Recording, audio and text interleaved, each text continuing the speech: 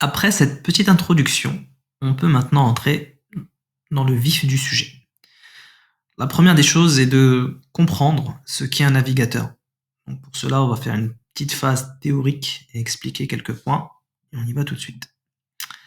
Alors tout d'abord, tout ce que vous voyez ici, toutes les icônes indiquées, sont des navigateurs. Alors dans nos têtes, on a souvent deux, trois. Les plus connus, Google Chrome, Internet Explorer, Safari. Donc je vous les montre en parallèle, les trois qui sont là. Donc, quoique non, Internet Explorer c'est celui-ci. J'expliquerai la différence avec le gauche.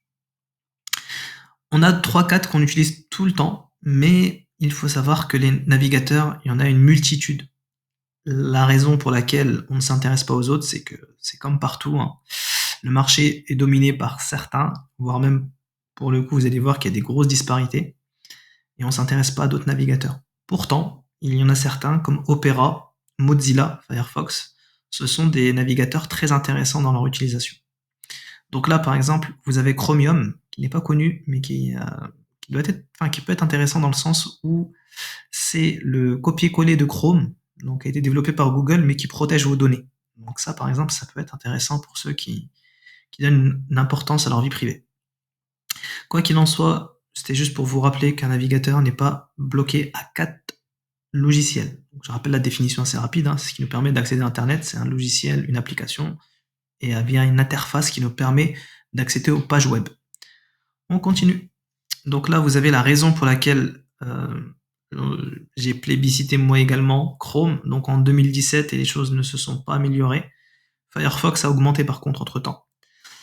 En 2017, vous pouvez voir que Chrome a vraiment non pas le monopole, mais une grosse partie du marché, dans un stade où il écrase la concurrence. Celui qui lui fait de la concurrence, et c'est logique, c'est les Mac, parce que ils utilisent Safari pour la majorité d'entre eux. Et Internet Explorer, parce qu'il est installé par défaut. Alors Internet Explorer, il n'est plus actuellement mis en service. Il faut le savoir parce que sur beaucoup de PC installés par défaut, vous allez souvent sur Internet Explorer. Donc c'est celui-ci, le petit E. Il ne faut pas aller dessus. Donc le E, on évite au maximum, d'accord? Parce que maintenant, il n'est plus à jour. En gros, Microsoft eux-mêmes ont indiqué via un communiqué qu'ils ne s'en occupaient plus. Et laisser à l'abandon un navigateur, ça équivaut à laisser toutes les personnes malveillantes à faire ce qu'ils veulent dedans. Plus de mise à jour, etc. Il faut faire très attention.